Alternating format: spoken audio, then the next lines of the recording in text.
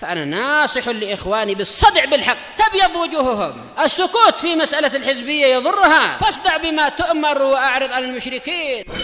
سلامي على دماج ورجالها والشيخ يحيى ودار العلم يا سعد بانيها. الحمد لله حمدا كثيرا طيبا مباركا فيه كما يحب ربنا ويرضاه. أشهد أن لا إله إلا الله وحده لا شريك له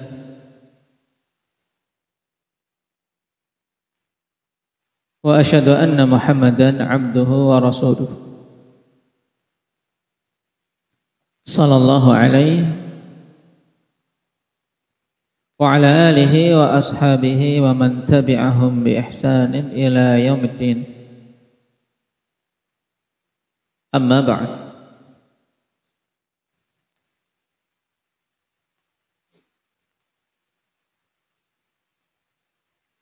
Pada pertemuan yang lalu kita telah mengambil adab yang ke-20 yang merupakan adab ketika berkaitan dengan adab seorang talib bersama dengan gurunya, yaitu tentang apa ini? Adab yang ke-20 Inda Usama.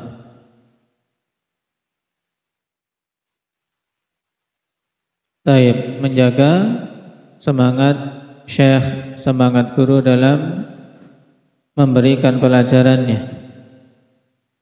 Karena semangat syekh, semangat guru dalam pelajarannya sesuai dengan kadar pemahaman dan penangkapan para pendengar.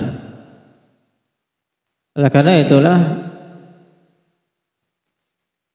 para a'imah terdahulu membimbingkan untuk tidak berbicara tentang masalah ilmu pada orang-orang yang tidak mampu memahaminya, sehingga seorang berbicara sesuai dengan kadar pemahaman siapa-siapa yang mendengarkan. Dikatakan oleh Imam Malik rahimahullahu ta'ala, la yanbaghi lil alim an yatakallama bil ilmi 'inda man la yutiquh fa innahu dhullun wa ihanatun lil ilmi. Kata Imam Malik rahimahullah, tidak sepantasnya bagi seorang alim untuk berbicara dengan ilmu pada orang-orang yang tidak mampu untuk menangkapnya. Kenapa? Karena itu kehinaan dan perendahan terhadap ilmu. Karena orang tidak akan paham, sehingga tidak akan dihargai, tidak akan dimuliakan ilmu yang disampaikan. Kenapa? Karena yang diajak bicara tidak memahaminya. Sebagaimana faedah-faedah yang penting bagi orang yang tidak paham kepentingannya, ya dibiarkan lewat begitu saja. Baik, sekarang kita masuk pada adab yang ke-21.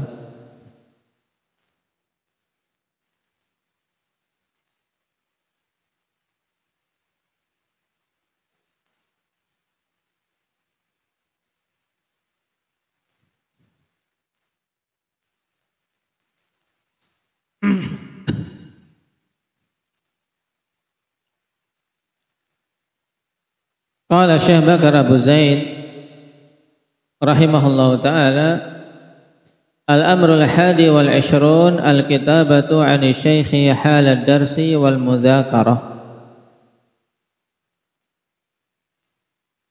wa hiya takhtalifu min syaikhin ila akhar fafham. Adab yang ke-21 yaitu terkait masalah kitabah, menulis dari syekh di saat pelajaran atau di saat mudzakarah, sedang murajaah, tidak dalam majelis resmi pendiktean. Adapun majelis resmi yang syekh mendikte ikhwan ini jelas memang Syekh menginginkan para thalabah untuk menulis. Yang masa dulu dinamakan dengan majelis imla. Majelis imla di mana Syekh memang menyuruh para talib untuk menulis apa yang didiktekan. Kemudian nanti meriwayatkan hal itu dari syekhnya. Nah, adab yang diinginkan di sini berkaitan dengan faidah atau hal-hal yang disampaikan oleh syekh tapi bukan pada majelis khusus imla. Apakah boleh menulis kemudian nanti menisbahkan kepada syekh? Nah, di saat pelajaran dia menulis kalimat-kalimat syekh yang disampaikan, maka kata Syekh Bakar Abu Zaid berkaitan dengan hal ini, wa hiya takhtalifu min syaikhin ila akhar. Dan ini berbeda-beda dari syekh yang satu dengan syekh yang lain, maka pahamilah. Baik. Perhatikan syarah, kaifa takhtalifu min syaikhin li akhar? Al-kitabatu 'ani syaikhi halad darsi wal mudzakarah fa ba'duhum sari'un wa ba'duhum yumli imla'an wa ba'duhum yulqi ilqa'an wa ba'duhum la yastahiqqu an yuktaba ma yaqul. Lakin mithlu hadza qad la yakunu insanun yadhi'u waqtahu bil julusi ilayhi. Bagaimana berbeda antara satu syekh dengan syekh yang lain? Ya. Masalah penulisan dari seorang syekh di saat dia menyampaikan pelajaran atau di saat dia mudzakarah, memberikan tadzkir, juga memurajaah, maka berbeda-beda. Sebagian mereka ada yang cepat, sebagian mereka ada yang mendikte, memang didikte, sebagian lagi menyampaikan secara ilqa, yaitu memberikan kalimat-kalimat begitu. Dan sebagian yang lainnya lagi memang tidak pantas untuk ditulis apa yang diucapkannya. Cuman untuk yang terakhir ini, kata Syekh Ibnu Utsaimin, ya, tidak sepantasnya seseorang menyia-nyiakan waktunya untuk duduk pada seorang guru yang seperti itu, yang omongannya tidak pantas untuk ditulis. Kenapa? Karena tidak isi. Omongannya ngalor ngidul, tidak ada isinya. Nah, tidak bisa ditulis. Ya, seperti pada banyak pengajian-pengajian yang isinya apa? Isinya hanya lawakan. Ini makanya orang, kalau antum perhatikan, orang ikut pengajian itu apa ada yang nyatet? Tidak ada. Seperti pengajian-pengajian yang diadakan di banyak tempat di hari-hari ini, di peringatan Maulid katanya. Sudah acaranya bid'ah, isinya juga tidak memiliki faidah ilmiah. Yakin tidak ada yang nyatet. Nah, coba antum cek. Nah, ingin cek mereka di acara-acara Maulid apa ada yang nyatet, padahal judulnya pengajian akbar dan seterusnya. Kenapa? Karena memang tidak pantas untuk dicatat. Isinya lawakan, guyonan. Semakin banyak yang tertawa, menurutnya semakin berhasil ini kiai atau ini ustadz atau habib atau yang lain. Nasallallahu al-afiyata wassalam. Nah, sebagian memang tidak pantas untuk dicatat. Cuman orang-orang yang tidak pantas untuk dicatat perkataannya ini, ya tidak perlu untuk duduk mengambil ilmu darinya. Kenapa? Karena sia-sia saja waktunya. Baik.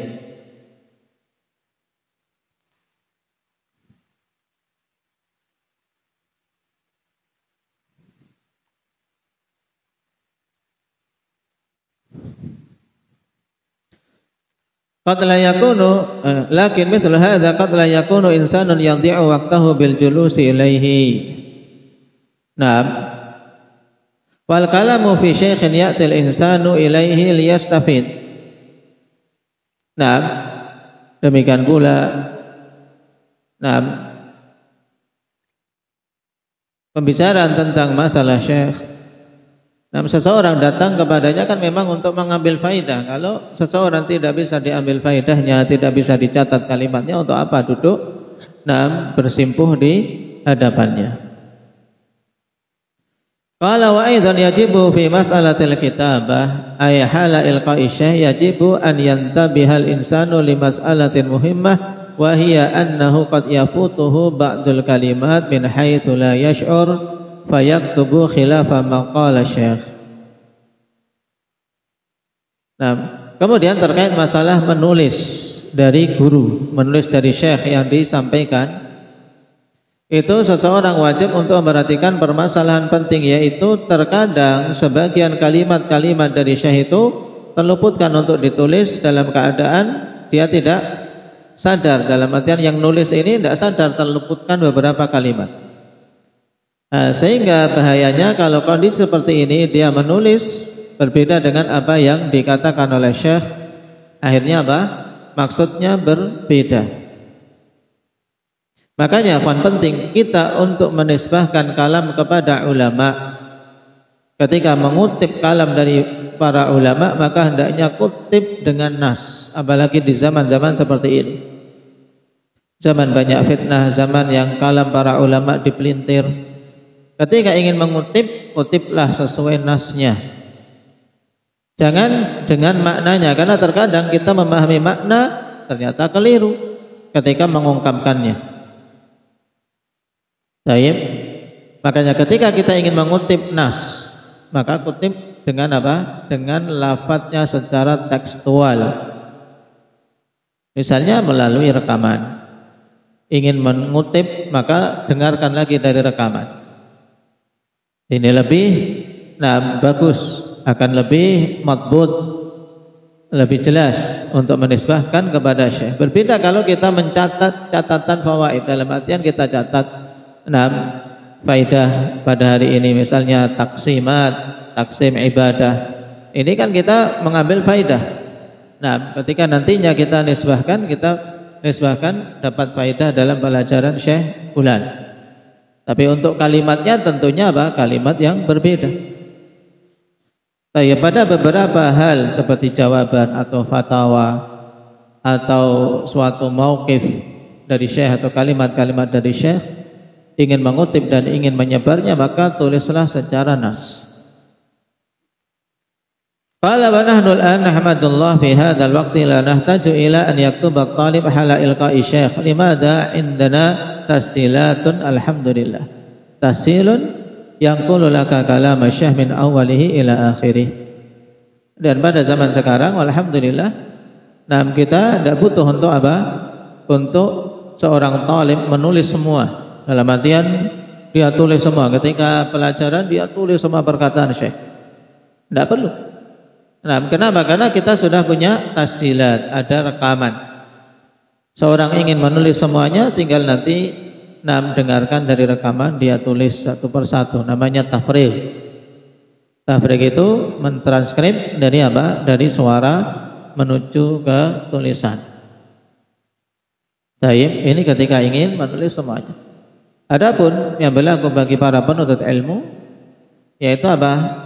Berusaha untuk menyaring, ketika mendengarkan pelajaran, tidak semua kalam ditulis, tapi harus seorang bisa menangkap ini faidah yang ditulis, ini kalimat penjelas yang apa?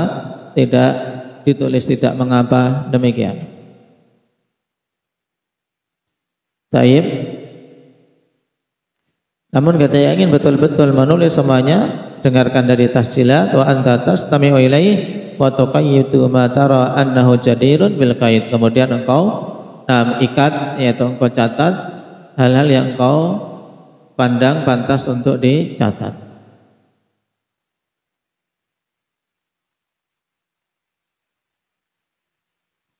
Qala wa hiya takhtalifu min syaikhin ila akhar fafham wa li hadha adabun wa syartun. Dan terkait masalah penulisan ini berbeda antara syekh satu dengan syekh yang lain, maka pahamilah. Walihada adabun wa syartun, dan terkait masalah penulisan ini ada adab dan ada syaratnya. Amal adab fayambaghi laka an tu'lima syekhaka annaka sataktub. Adapun adab, maka sepantasnya untuk engkau memberitahu syekhmu bahwasanya engkau ingin menulis, engkau akan menulis kalimatnya. Baik. Au katabta ma sami'tahu mudzakaratan, atau engkau menulis apa yang engkau dengar dalam majelis mudzakarah. Majelis mudzakarah itu akhwan, majelis santai, majelis murajaah dalam artian ngobrol demikian antara seorang syekh dengan talibnya. Bukan majelis khusus penyampaian ilmu atau khusus imla dan seterusnya. Ini diistilahkan oleh ulama mudzakarah. Dalam ilmu hadis, majelis mudzakarah yaitu majelis di mana antara ahlul hadis satu dengan yang lainnya saling murajaah hadis. Baik, ini demikian, ini demikian. Nah, dalam mudzakarah seperti ini beda dengan majelis periwayatan. Makanya ketika ingin meriwayatkan dalam majelis mudzakarah harus memberitahu dulu agar betul-betul dipastikan kebenaran apa yang dikatakan atau yang disampaikan. Ini adabnya. Ketika ingin menulis, beritahu syekhnya bahwasanya engkau ingin menulis pada majelis yang memang itu tidak dipersiapkan untuk para talib menulis darinya, atau majelis apalagi suatu fatwa yang ditanyakan secara pribadi. Ini penting. Demikian pula pada masa sekarang ketika ingin merekam. Ketika seorang bertanya kemudian ingin merekam atau dalam suatu pembicaraan yang bukan majelis yang resmi untuk direkam, maka ketika mau merekam harus minta izin. Minta izin, ini boleh direkam tidak? Taib, karena berbeda akhwan, majelis yang memang seorang syekh, seorang alim, seorang guru mempersiapkan diri untuk disebar dengan majelis yang pribadi, majelis yang pada asalnya tidak untuk khalayak umum, sehingga butuh minta izin. Qala wa amma syartu fatushiru ila annaka katabtahu min sama'ihi min darsih. Adapun syaratnya ketika itu adalah hasil catatanmu, bukan dari imla, bukan dari pendiktean syekh, maka engkau isyaratkan bahwasanya itu engkau tulis dari dari hasil engkau mendengar dari pelajarannya, sehingga tidak dipahami bahwasanya itu betul-betul syekh yang mendiktekan, tapi sampaikan saya dengar dalam pelajaran syekh beliau mengatakan demikian. Baik, ini adab dan syarat. Kata Syekh Ibnu Utsaimin rahimahullahu taala, al-adabu la budda an tukhbira syekh bi annaka sataktub. Wa idza kunta turidu an tusajjila akhbirhu bi annaka sawfa tusajjil. Nah, ini juga adab remeh tapi terkadang ikhwan, atau adab yang mudah terkadang seseorang melanggarnya. Yaitu untuk memberikan kabar ketika mau menulis, mau menukil darinya, demikian pula ketika mau merekam. Li'anna syarubama la yarda an tuktaba anhu syai'an kama yujadu fi ba'dil masyayikh al-an la yarda anna ahadan yaktubu anhu syai'an. Dikarenakan syekh terkadang dia tidak ridha untuk ditulis darinya sesuatu apapun. Misalnya dalam suatu masalah ditanya, tapi jangan nukilkan dariku apapun dalam masalah ini misalnya. Sebagaimana didebati pada sebagian masyayikh pada saat ini, tidak ridha seseorang menulis darinya suatu perkara. Au yunqalu anhu biwasitati tasjil, atau dinukilkan darinya dengan perantara rekaman, tidak ridha. Walihadza minal adab an tasta'dzina minasyaikh. Oleh karena itu termasuk dari adab untuk minta izin kepada syekh. Baik. Wa amma syaratu, adapun syarat, kalau tadi adab minta izin. Adapun syarat fatushiru ila annaka katabtahu min sama'i min darsihi hatta yatabayyana lil qari' li'annaka law lam tushir ila hadha la dhanna al qari'u anna asy-syaikha amlahu 'alaika imla'an. Ini. Adapun syaratnya ketika engkau mencatat sendiri, maka beri keterangan bahwasanya itu adalah hasil tulisan dari mendengar dalam pelajaran, sehingga orang yang membaca itu jelas bahwa engkau tidak mendengar atau menulis dari hasil diktean syekh. Ini. Karena kalau tidak ada isyarat seperti itu, orang akan menyangka ini hasil pendiktean, memang syekh yang mendikte. Kenapa? Wa hunaka farqun bainal imla wa baina kitabatid dars alladhi yulqihi syekh biduni an yash'ur bi annahu yumli 'ala talabah. Ya, karena beda di sana, ikhwan, antara imla yang memang mendikte dengan menulis pelajaran yang disampaikan oleh syekh tanpa syekh merasa dia mengimla, mendikte kepada talabah. Yakni ma yusamma bit taqrir, yaitu yang dimaksud dengan takrir. Nah, tayyib, farqun baina kitabatut taqrir wa baina kitabatil imla. Ya, beda antara penulisan takrir dan penulisan imla, ikhwan. Karena kalau imla itu akan apa, betul-betul detail, seperti mengarang, seperti penulisan. Tayyib. Li'anna al-imla sawfa yakunu muharraran munaqqahan. Karena kalau imla itu akan betul-betul muharrar, betul-betul dipilih kalimatnya, betul-betul tertata. Wa syekh la yumli kalimatan illa wa ya'rifu muntahaha. Dan syekh tidak akan mendikte suatu kalimat kecuali beliau sudah mengetahui akhirnya nanti apa. Karena sudah apa? Sudah ada di benaknya, sudah tersusun rapi pada dirinya. Lakin at-taqrira yulqil kalama hakadha mursalan. Adapun takrir bukan imla, maka syekh menyampaikan kalam secara apa? Secara langsung. Wa rubbama yatadakhalu ba'duhu ala ba'din, terkadang ucapan itu ya bercampur sebagian dengan sebagian yang lain. Berbeda dengan tadi imla. Rubbama yakunu kalimatan sahwan wa ghairu dzalik. Terkadang ada kalimat yang kelupaan, keliru dan seterusnya. Sehingga fayufarraq bainat taqriri wa bainal imla. Maka hendaknya dibedakan antara takrir dan imla. Baik. Al-imla ka'annahu katabahu biyadihi wa taqrir laisa kadzalik. Kalau imla seakan-akan memang syekh menulis dengan tangannya sendiri, kita cuma menyalin. Sedangkan takrir beda, kita yang menyimpulkan dari kalimat-kalimat syekh. Baik. Walihada yang bagi an yasta'dzina syarih, karena itulah butuh untuk meminta izin dari syekh. Nah, sekarang masalahnya, fa in qala qail hal iqraru syekh idznun, apakah persetujuan syekh yaitu didiamkannya penuntut ilmu mencatat itu izin? Nah, bima'na annahu idza ra'a talabah yaktubuna wa sakata hal yu'tabaru idznan? Qala syekh na'am.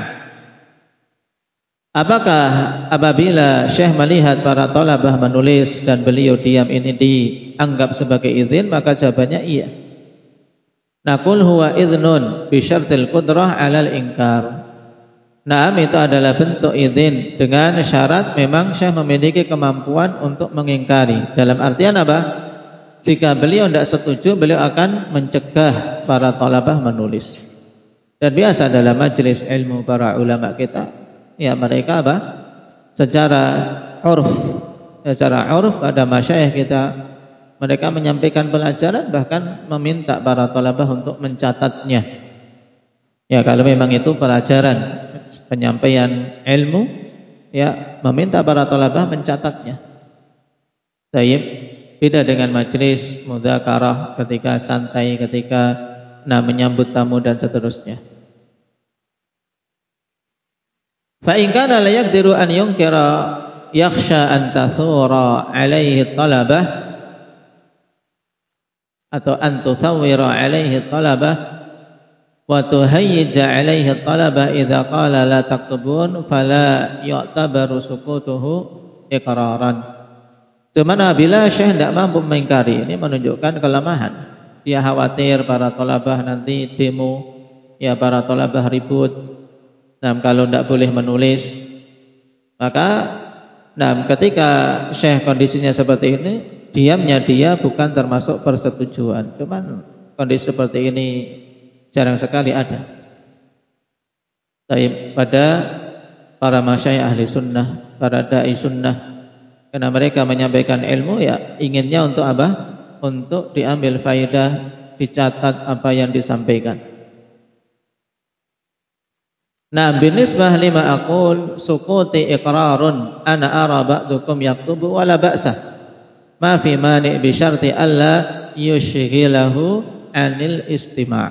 Nah, ini kesimpulan tentang majelis Syekh sendiri, ya, Pak. Kalau Syekh Ibnu Utsaimin mengatakan adapun perkataanku dalam pelajaran-pelajaran atau pidato beliau, diamku merupakan persetujuan. Aku melihat sebagian kalian menulis, tidak mengapa. Tidak ada larangan dengan syarat tidak menyebutkan dari istima'. Ini menunjukkan akhwan bahwasanya dalam belajar antum harus perhatikan. Dalam belajar inti pokok untuk bisa dapat ilmu pertama kali dengarkan. Istima'. Dengarkan apa? Sungguh-sungguh. Baik. Karena seseorang ketika dia ingin menggabungkan antara mendengar dan mencatat kok tidak bisa paham, maka dengarkan saja. Dengarkan. Kemudian nanti apa? Mencatat. Baik. Kalau dulu kami di awal-awal belajar di sisi para ulama, ya awal-awal konsentrasi dengarkan saja. Dengarkan, baru kemudian apa? Nanti majelis berikutnya dengarkan dari rekamannya. Ini untuk melatih apa? Melatih pemahaman. Baik. Adapun kalau sudah lama, sudah bagus bisa menggabungkan antara mendengar langsung dengan apa? Dengan mencatat, maka itu khair. Tidak akan membutuhkan waktu lama. Tapi pada sebagian orang, apalagi majelis ulama, butuh apa? Rekaman. Sehingga dia harus apa? Merekam. Kemudian nanti dia catat lagi dari rekaman tersebut, di mana dia ketika ketinggalan bisa mengulang-ulang. Jadi inti adab yang ke-21 ini akhwan terkait masalah menulis dan menisbahkan tulisan itu kepada syekh ini penting untuk dipahami. Nah, ada adab, ada syarat. Dan juga dalam menulis fawaid perhatikan jangan sampai seseorang tersibukkan dari apa? Memahami sehingga tulisannya tidak paham. Ya, dia sendiri tidak paham apa yang ditulis dan juga tidak paham apa yang disampaikan oleh syekh. Ini dua-duanya tidak kena, akhwan. Dalam belajar rugi tak. Maka apa yang ditulis itu hendaknya kita pahami. Pahami, tulis. Pahami, tulis. Demikian, jangan apa? Kalimat semuanya ditulis tapi nantinya tidak paham. Dan itu butuh belajar. Kemudian di sini ada catatan bagus, catatan kaki nomor 2, halaman 132. Fa indal mutaakhirin at-ta'lifu ala thalathati turuq, al-matan wa syarh wal hasyiyah. Wa taqriru. Fasyarhu yakunu 'ala al-matan wal hasyiyah takunu 'ala syarhi wa taqrir huwa akhirul marahil. Wa qad yakunu 'ala al-matni aw syarhi aw al-hasyiyah. Wa sahibul matan yusamma al-musannif wa sahibus syarh yusamma al-muhashshi wa sahibut taqrir al-muqarrir. Mithal syarh mithlu syarhi jam'il jawami' lil mahalli wa alaihi hasyiyah al-attar wa taqriratul imbabi. Ini di kalangan mutaakhir dalam mengarang ikhwan ada 3 metode. Matan itu asalnya, ya matan. Kemudian apa? Ketika ingin bergelut dengan matan tersebut ada 3 metode, ada syarah, ada hasyiyah, ada taqrir. Ya, syarah itu untuk menjelaskan matan. Sedangkan hasyiyah itu untuk apa? Syarah. Jadi syarah kemudian diberi catatan kaki. Nah, jadi matan, kalau matan tok kita jelaskan namanya apa? Matan tok kemudian kita menjelaskan namanya apa ini? Mujahid bikin karangan untuk menjelaskan matan, namanya apa? Syarah. Kalau kita ingin menjelaskan suatu syarah, ada matan sudah disyarah oleh seorang alim, kita ingin memberikan keterangan lagi, itu namanya apa? Hasyiyah. Baik. Kemudian ketika sudah ada matan, ada hasyiah, kemudian ingin untuk apa? Menjelaskan tentang yang sahih dari khilaf, yang rajih dari perselisihan, maka itu at-taqrir, itu terakhir. Ya, taqrir itu akhirul marahil. Nah, ya di mana di situ? Nah, inti dari apa? Penjelasan, kemudian menerangkan yang rajih dari yang marjuh dan seterusnya. Pengarang matan namanya musannif, pengarang syarah namanya muhasyi. Nah, kemudian pengarang takrir namanya muqarrir. Ini istilah dalam pengarangan kitab. Baik, ini adab yang ke-21. Walhamdulillahirabbil alamin.